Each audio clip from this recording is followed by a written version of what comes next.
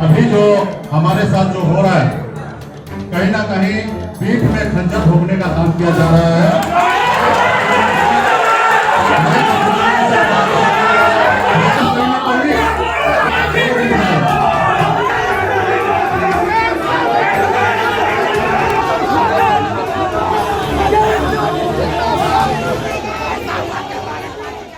बिहार विधानसभा चुनाव के मद्देनजर महागठबंधन में सीटों का ऐलान हुआ। ऐलान के बाद बगावत हो गई। जी हां, वीआईपी को सीट नहीं दिए जाने को लेकर वीआईपी का सीट का ऐलान नहीं किया गया, यानी विकासशील इंसान पार्टी का सीटों का ऐलान नहीं हुआ। और विकासशील इंसान पार्टी के जो राष्ट्रीय अध्यक्ष हैं मुकेश सहनी नाराज हो गए। नाराज होने के बाद तमाम तरीके की घटनाएं गतिविधियां हुई। उससे पहले हमारे साथ दो हमारे सहयोगी हैं। हम चर्चा करेंगे कि आखिरकार बिहार में विधानसभा चुनाव है और ऐसे में महागठबंधन में अगर सहयोगी दल वो भी मुकेश सहनी जैसा चेहरा बगावत कर ले तो क्या होगा। क्या महागठबंधन में सीटों का ऐलान नहीं होना चाहिए था मुकेश सहनी को लेकर? सबसे पहला बात, इससे ज्यादा बेइज्जती किसी के हो ही नहीं सकती कि घर में बुलाए और बिना खाना दिए, खाना के आइए हम खाना खिलाते हैं और लात मार के भगा दिए। वैसा स्थिति है। और मुझे लगता है कि महागठबंधन ने सीधे सीधे कुल्हाड़ी पर पैर रख दिया है। तो तेजस्वी के नेतृत्व के साथ साथ सवाल तो उनके चेहरे पर भी है कि ऐसा विश्वासघात क्यों? मैं पहले भी कहता रहा हूं कि ये नेतृत्व क्षमता है ही नहीं, आपको नेतृत्व करने आता ही नहीं। किसको कितना रिस्पेक्ट देना चाहिए, कैसे उनको मेंटेन करके रखना चाहिए। जो आदमी अभी तक वो चाहते तो महागठबंधन से बाहर हो जाते कुशवाहा की तरह पूरी तरीके से बगावत करके, लेकिन वो नहीं गए। आपके साथ दिन भर रहे, वो बता भी रहे हैं कि मैं दिन भर रहा, मुझे इतने के वादा किया गया था, मैं आपके साथ प्रेस कॉन्फ्रेंस में आया। प्रेस कॉन्फ्रेंस में बैठे हाथ उठाए हुए दिखाई दे रहे हैं, जीत का जो साइन होता है उस तरीके से, फिर भी उनके साथ ऐसा हुआ। अब यहाँ पे बड़ी बात यह है, इसको कहेंगे कि सारा गुड़ गोबर कर देना।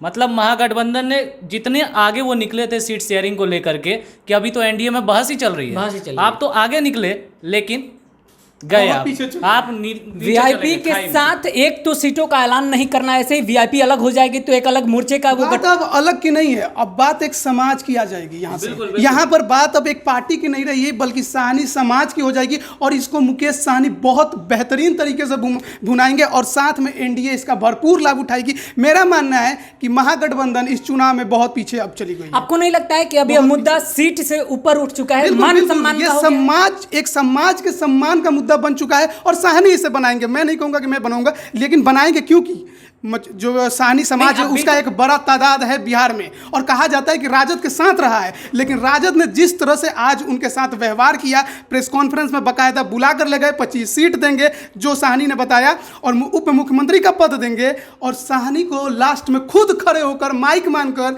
यह बोलना पड़ा कि मेरे पीठ में खंजर घोंपा गया है। ये वर्ड अपने आप में एक बहुत बड़ा बयान है। अब सहनी के लिए अब कोई उपाय नहीं बचा है महागठबंधन में, कोई रास्ता नहीं है। मेरा मानना है कि महागठबंधन छोड़िए, सहनी अब किंग मेकर की भूमिका निभा सकते हैं इस चुनाव में, क्योंकि सहनी समाज का मुझे लगता है कि अब वोट राजद को मिलने वाला नहीं है। एक महिला नेत्री से भी हम बात कर रहे थे, वो रोते रोते हुए बोल रही थी, आप उनकी आंखों में देख सकते हैं। तो ये जो नाराजगी है वो तो समझ में आता है, लेकिन तेजस्वी ने ऐसा क्यों किया ये समझ में यही तो बात है कि दलित की राजनीति उफान पर थी बिहार में, और दलित के साथ इस तरह का व्यवहार। और ये सिर्फ सहनी समाज नहीं होगा, एक पिछड़ा समाज के साथ इस तरह का व्यवहार आप कैसे कर सकते हैं? मैं ये कह रहा हूँ कि ये सिर्फ सहनी समाज के साथ अगर ये मुद्दा बनेगा तो सिर्फ सहनी समाज नहीं आएगा इसमें। सहनी के अलावा जितने दलित हैं, पिछड़े जो भी हैं, जितने दलित पिछड़े लोग हैं, वो ये वोट बैंक कट गया। हम वहां से ग्राउंड रिपोर्टिंग कर रहे थे, उस दरमियान एक आवाज आई, एक नारे लग रहे थे कि ये तेजस्वी का माइंडसेट नहीं है, ये किसी और के इशारे पर काम हो रहा है। इशारा था कम्युनिस्ट की तरफ, सीपीआई एमएलए की तरफ। अब उस तरफ का अगर इशारा हो तो आप क्या कहेंगे? बात बताइए, नेतृत्व तेजस्वी कर रहे हैं और आप किसकी बात सुनेंगे? आप सीट सीपीआई को दे रहे हैं और सीपीआई के कहने से आप किसी का सीट काट दीजिएगा? ऐसा हो ही नहीं सकता है। अच्छा, एक बात, अहम मुद्दा हम लोग भूल रहे हैं, क्या कांग्रेस 70 सीटों पर विधानसभा का चुनाव लड़ने में सक्षम है? इसके लिए हम 2015 में चलते हैं, जहां पर 40 सीट उनके पास उम्मीदवार नहीं था कि 40 सीट पर उतारे, तो जदयू से कैंडिडेट लेकर उनके सिंबल पर वो चुनाव में उतरे, और आज वो 70 सीटों पर उतारने लायक उनके पास प्रत्याशी आ गया है। ये मतलब ये सीट का बंटवारा ना एकदम समझ से परे है, और महागठबंधन इस चुनाव में बहुत पीछे चली गई। इस सीट बंटवारे से ही बहुत पीछे चली गई। आप यह कहना चाह रहे हैं कि बिहार में विधानसभा चुनाव होने से पहले ही एनडीए जीत गया? एक तरफा ये वही चीज है कि जिस पार्टी ने लोकसभा चुनाव में कुछ नहीं दिखाया, मैं बोल रहा था पहले भी कि छोटी पार्टियों के लिए ये खतरे का समय है, बड़ी पार्टियां उन्हें खा जाएंगी। उपेंद्र कुशवाहा ने अपनी जान बचा ली, बसपा के साथ जाकर भले स्वतंत्र हो गए, वो चुनाव में कुछ कमाल करें या ना करें लेकिन पार्टी को बचा लिया। विकासशील पार्टी के साथ ये खंजर मारने का काम जो किया है, यानी ये मतलब ये अगर होता कि किसी को हजम नहीं होगा। और चुनाव में मतलब मैं सच कहूँ कि अगर आप इतने आगे निकल गए थे और जिस तरीके से एनडीए में जो बहस चल रही थी, एनडीए टूट जाती, अब एनडीए टूटे या ना टूटे, आप वोट में टूट गए, आप खत्म हो गए। अच्छा, आप दोनों लगातार इस तरीके की खबरों पर नजर बनाए हुए हैं, मुझे एक चीज समझाइए हमारे दर्शकों के लिए कि आखिरकार अब जिस प्रकार से महागठबंधन का आज का दृश्य हुआ, महागठबंधन काफी पीछे चला गया, आपने ही कहा, तो अब ऐसे में क्या थर्ड फ्रंट अगर मजबूती के साथ दिखे तो क्या वो एक विकल्प हो सकता है बिहार वासियों के लिए? नहीं, विकल्प मैं नहीं मानता कि बिहार में थर्ड फ्रंट कोई विकल्प बना सकता है, क्योंकि किसी के पास उतना जनाधार नहीं है जो अन्य के पास है। मेरा मानना है कि वो टूट गया, बिखर गया है। अब महागठबंधन भले एनडीए एकजुट रहे या ना रहे, लेकिन अगर जेडीयू और बीजेपी भी साथ लड़ते हैं तो सरकार अब एनडीए की बननी लगभग तय। हालांकि भी बहुत पहला कहना अतिशयोक्ति होगी, लेकिन ये इशारा हो गया है कि अब राजद या महागठबंधन चुनावी लड़ाई से बाहर होता नजर आ रहा है। अच्छा, आपको नहीं लगता कि ये नाराजगी वाला जो सिलसिला है वो कुछ पहले ही वीआईपी ने शुरू कर दिया? क्योंकि तेजस्वी का कहना है कि 144 में से, यानी हम अपने हिस्से में से सीट देंगे। उन्होंने ये भी कहा प्रेस कॉन्फ्रेंस में कि सीटों को स्पष्ट कीजिए। उन्होंने सीधे सीधे कहा, क्योंकि वो अब डर चुके हैं कि जिस तरह से अभी उनको बुलाकर जिस तरह से स्पष्टीकरण नहीं किया गया तो आगे चल के क्या किया जाएगा। हो सकता है उनके पास बाद में कोई ऑफर ही ना बचे। प्रेस कॉन्फ्रेंस से बड़ी जगह और क्या हो सकती है? आप जब सबके लिए सीटों का बंटवारा कर रहे हैं, कांग्रेस का बता दिया आपने, सीपीआई का बता दिया, सीपीआई तक का बता दिया आपने कि 29 सीट देंगे, तो वीआईपी जो आपके साथ पुरानी सहयोगी है आपकी, आप उसको नहीं बताइएगा कि आपको हम इतना सीट देंगे। मेरे पास मान लीजिए 144 सीट है, तो हम उसमें से मान लीजिए 4 भी तो आपको देंगे, या आप उनसे कह देते, नियत साफ हो तो ऐलान कर दीजिए। हाँ, या खड़े होकर बोल देते कि वीआईपी का ऐलान नहीं हुआ है, उन्हें हम अपने कोटे में से 4 सीटें देंगे या 2 सीटें देंगे, इतना भी कह देते। क्योंकि साहनी ने सीधे सीधे कहा है कि 25 सीटें उन्होंने कहा था तेजस्वी ने कि देंगे, उप मुख्यमंत्री का पद देंगे, ना दे उप मुख्यमंत्री का पद, लेकिन 25 सीटों का अगर देना था तो ऐलान कर सकते थे। नहीं किया है, मतलब नियत में खोट थी, कुछ अलग बात थी। जितना भी करना चाहते खड़े होकर बता देते कि भाई, या फिर ये भी बोल देते कि हम आगे इतना 10 सीट 12 सीट, या मेरा आपस में बातचीत चल रहा है। अगर बातचीत चल रहा है तो फिर साहनी से बात करके क्यों नहीं कॉन्फ्रेंस में बैठे? इन सीटों के मसले को लेकर अब थोड़ा हम और ऊपर उठना चाहते हैं। लालू प्रसाद यादव को हम लाना चाहते हैं। इन तमाम गतिविधियों के बारे में लालू प्रसाद यादव अवगत होंगे, वहां से हामी भरने के बाद ही ये प्रेस कॉन्फ्रेंस हुआ है। अवगत हों, क्या रणनीति हो सकती है? क्योंकि वो छोटे मोटे राजनीतिज्ञ नहीं है। ये रणनीति समझ से मुझे लगता है हर किसी के लिए पड़े है। ये समझ से परे है कि आप किसी समाज को जो किसी का रिप्रेजेंटेटिव हो, रिप्रेजेंट कर रहा है। एक बिहार की राजनीति ही जातिवाद की राजनीति है, और उसमें भी जो एक जाति को रिप्रेजेंट कर रहा है, जातिवाद की राजनीति राजद की राजनीति है, और उसको आपने सीधे सीधे बाहर कर दिया, जिसका एक अच्छा खासा वोट बैंक है।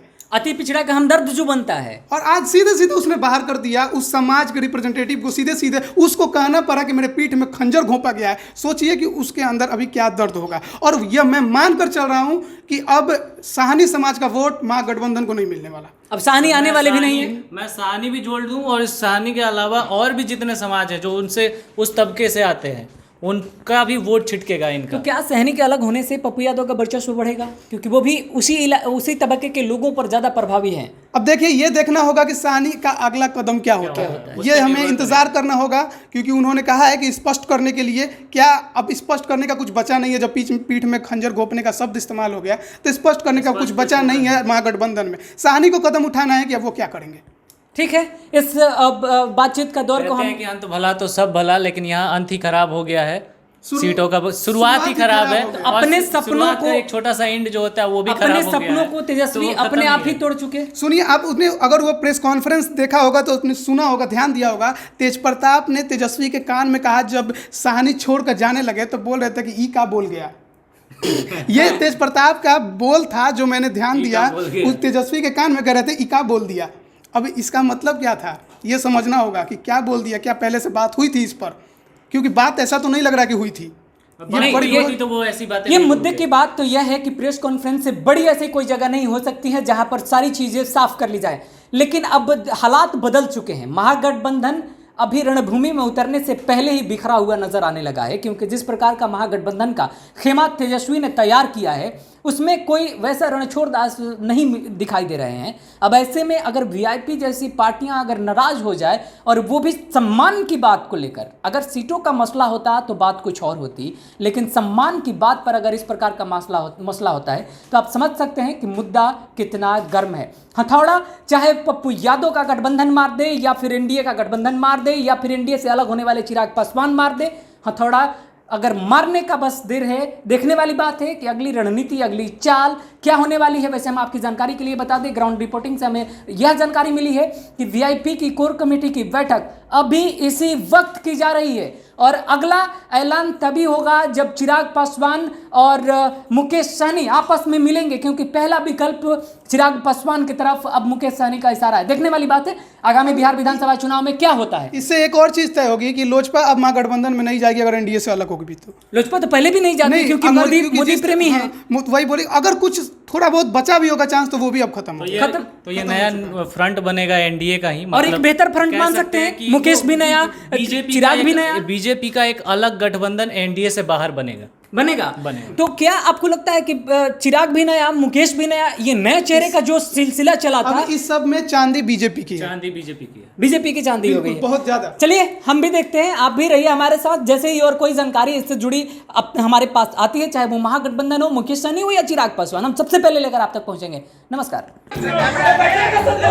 अभी जो हमारे साथ जो हो रहा है, कहीं ना कहीं पीठ में खंजर भोगने का काम किया जा रहा है।